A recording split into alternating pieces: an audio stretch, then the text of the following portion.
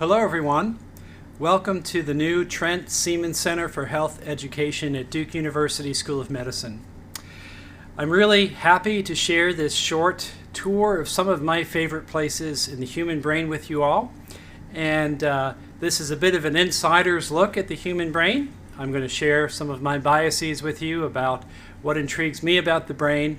And since it's something of an inside story, I thought, I should probably go to some inside place to film this. So we are in the specimen prep room for the Duke University School of Medicine for the laboratory courses that we teach with human brain specimens. And as you can see behind me, we have quite a number of human brain specimens in our collection. This is the place where we store, where we curate the specimens, and where we prepare them for our teaching.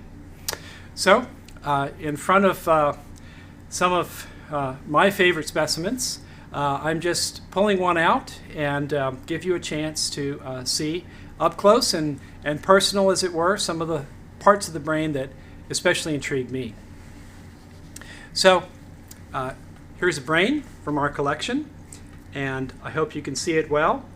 So we're looking at the anterior aspect of the brain, the right hemisphere, the posterior aspect, the left hemisphere, the dorsal surface, and I'm sure you can see the mid-sagittal plane there, where we have our longitudinal fissure separating the right hemisphere from the left hemisphere. And then on the ventral surface, I think a really nice demonstration of the ventral surface of the human brain, including the brain stem, the blood supply that enters the brain from its inferior surface, and the cranial nerves. Well, some of my favorite places in the brain. I would have to begin with the central sulcus. The central sulcus in the right hemisphere is this sulcus that we can see working its way from the dorsal midline in the superior longitudinal fissure all the way out to the lateral fissure. And I want you to notice the shape of this central sulcus, because I'm going to show you the left hemisphere, and you'll see that even in the same brain, the corresponding regions that you might think would reflect the symmetries of the body really can be quite different. So there's the right central sulcus, and now here's the left central sulcus. One feature that I think is quite different is that in the right side, there's a very distinct omega shape in the middle of the central sulcus, whereas in the left hemisphere, the central sulcus is much more straight. So here's the left side, and here's the right side. And my fingertip is right at that omega shape that I referred to. Well, that omega shape is roughly where the hand is represented in the somatic motor and somatic sensory cortex, with the somatic motor cortex being on the frontal lobe side and the somatic sensory cortex being on the postcentral side. I spent quite a few years working with a wonderful mentor, scientist and friend, Dr. Dale Purvis, and together we explored asymmetries of this region of the human brain, comparing the right hemisphere with the left hemisphere. And we were particularly interested in the notion of human-handedness and whether there was an asymmetry of the brain that related to human-handedness. Well, our studies were followed up by others who pursued this question, and it does indeed seem as though in the cerebral cortex there's more circuitry devoted to the preferred hand than the non-preferred hand, which raises some interesting questions, such as, is brain like muscle? Is bigger better? Does more skill necessarily mean more circuitry? Or does better skill simply mean better circuitry, not necessarily more circuitry? Well, these are fascinating questions that have been with us as long as people have been interested in studying the human brain. And that journey led me to explore this region of the human brain once upon a time ago. Well, more recently, my interest has been in the back of the brain. Here we have the occipital lobe, and the occipital lobe is home to our primary visual cortex and a series of associational visual areas that elaborate more and more abstract features of vision. I can't show you the primary visual cortex in this specimen because we'd have to look on the mid-sagittal plane, but I can show you roughly how visual information is processed in the occipital lobe. Signals first reach the medial portion of the cortex that forms the calcarine sulcus. That's our primary visual cortex. And from there, information generally is passed through a series of interconnected cortical areas, some of which tend to stream down the inferior aspect of the temporal lobe. We call that the temporal processing stream. And these areas on the ventral temporal lobe are especially concerned with recognizing the objects, the places, and even the faces that we encounter in our daily lives. For example, your face, or the face of your family, or the face of a loved one, is encoded in the areas that we find on the inferior surface of the temporal lobe. And unfortunately, there are people who have had strokes or other kinds of brain injuries affecting this part of the brain. And as a consequence, some of these folks lack the ability to recognize familiar faces. It's not that they're blind, it's that they fail to understand the significance of the visual stimuli that comprise a human face.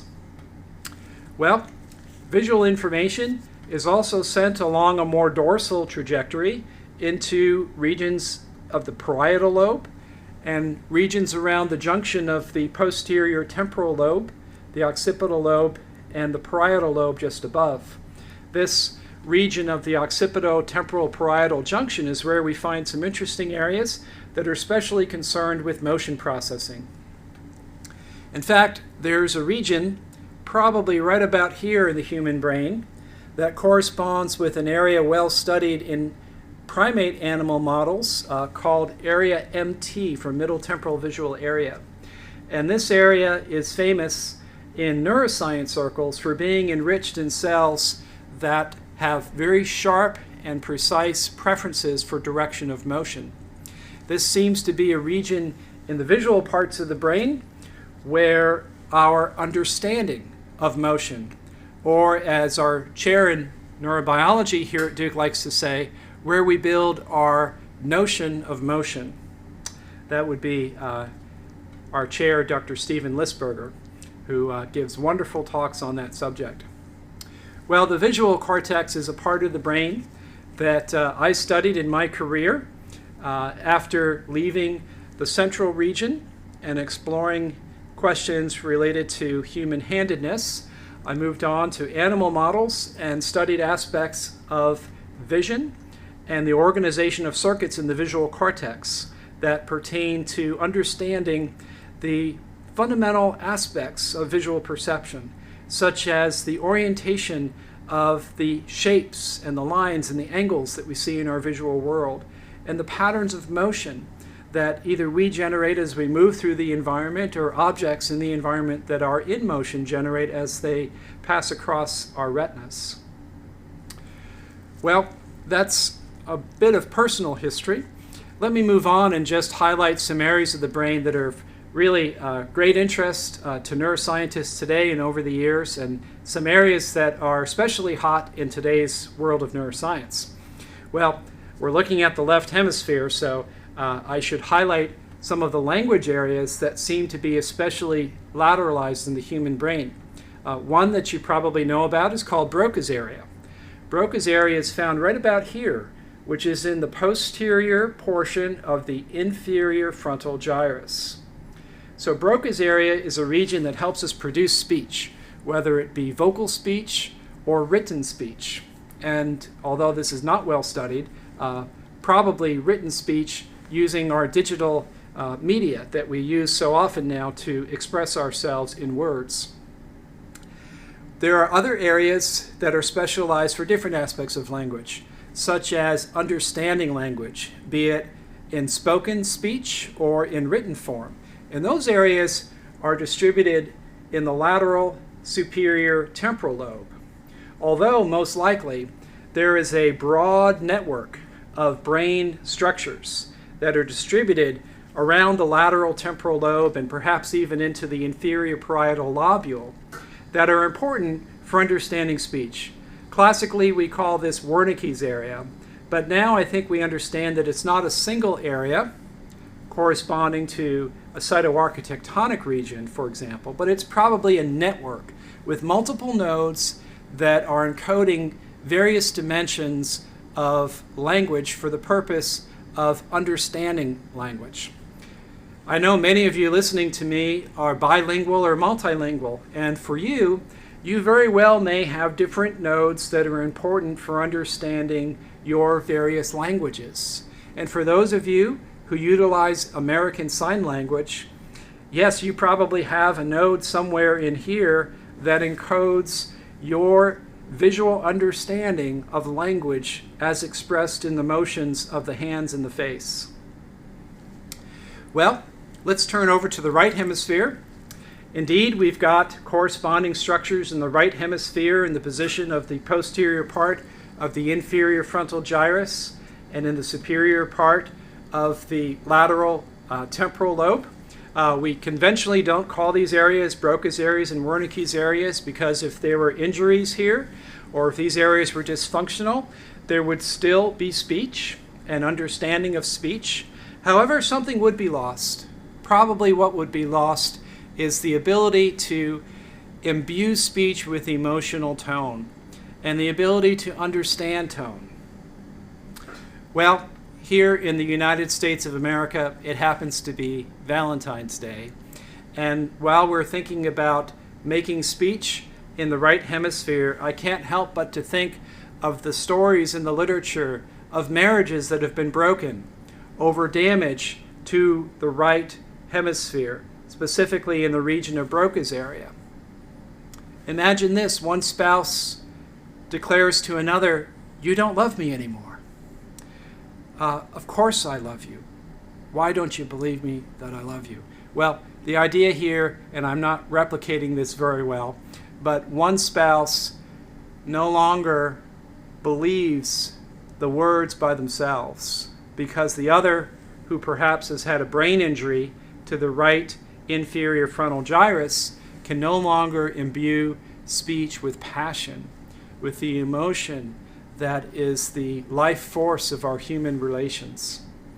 So although right hemispheric lesions are ineloquent, as sometimes we hear the neurosurgeons say, they can be nevertheless devastating to the human condition.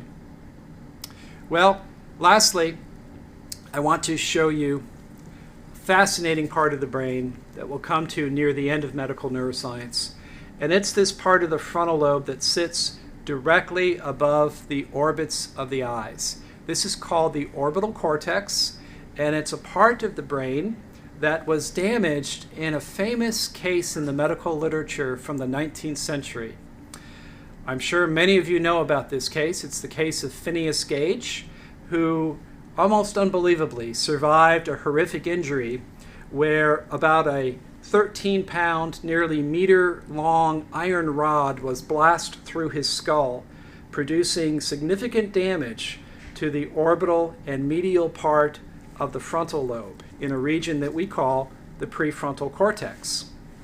Well, much has been written, much has been said over the years about the change in Phineas Gage's personality, his demeanor, his social mores. The fact is, we just don't know much of what is truthful about Mr. Gage following his injury. But there is a fascinating literature that's growing, examining people that are with us now who've had injuries to this part of the brain. And what we're learning about them is that their decision-making faculty has been impaired, especially decisions that pertain to their personal self and decisions that affect what they themselves are invested in emotionally and socially. And so this is a part of the brain that's critical for the integration of emotions and cognition in such a manner that it allows us to predict the future. That is, to weigh the consequences of our decisions and to act accordingly.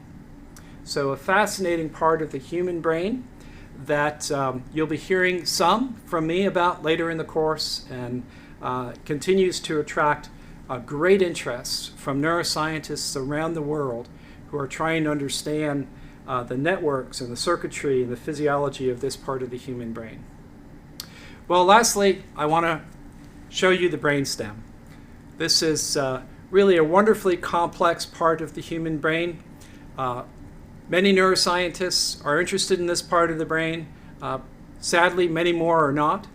But for those of you interested in pursuing a career in healthcare, the brainstem is a critical part of the human brain, not only for its functions, but for what understanding the brainstem can tell you about your patients while you're proceeding with your interviews, your histories, and your physical examination. We have a number of beautiful cranial nerves that are visible here. I doubt you can see very many. In this perspective, it's really not my intention to show you those nerves here. We have an entire tutorial devoted to the cranial nerves, so I'd refer you to that. Nevertheless, we're going to try a bit of manual brain zoom to see if you can track the cranial nerves and see it as closely as possible.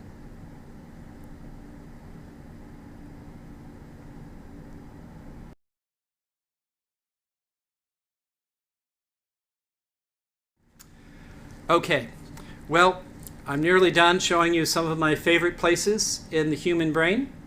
Let me just conclude by quickly going over the 4 lobes of the cerebral hemispheres, which I hope will soon be very familiar to you as you view our videos of actual brains, as well as refer to our tutorials with illustrations and pictures. And for those of you who've purchased the textbook, you can look in the appendix and read about the anatomical organization of the cerebral hemispheres there. Okay, so looking at the right hemisphere, we have the frontal lobe to the anterior side, the occipital lobe to the posterior side, and in between the frontal and the occipital lobe is the parietal lobe in the superior aspect of the hemisphere and the temporal lobe in the inferior aspect of the hemisphere. The dividing line between the frontal lobe and the parietal lobe is the central sulcus. My index finger overlies the precentral gyrus, my middle finger the postcentral gyrus, and the space between my fingers representing the central sulcus. So the central sulcus is the division between the frontal lobe and the parietal lobe. The division between the parietal lobe on the occipital lobe depends upon what we can see from the mid-sagittal plane. Right about at the position of my finger is the parieto-occipital sulcus, which marks one point of demarcation between the parietal lobe and the occipital lobe. The other is a feature of the inferior aspect of the hemisphere called the preoccipital notch, which is attributable to a flap of dura that sits between the cerebellum and the occipital lobe called the tentorium. So an imaginary line between the parieto-occipital sulcus and that preoccipital notch is what divides the parietal lobe from the occipital lobe, and then the temporal lobe in front of the occipital lobe. So our temporal lobe then extends forward. Well, thanks for spending a few minutes behind the scenes with me in our specimen prep room in our Trent Seaman Center for Health Education. I hope you enjoyed this. I know I did. And believe it or not, I've got to teach a class in just a few minutes, so I'll sign off for now. Thanks for being with me, and I'll see you next time.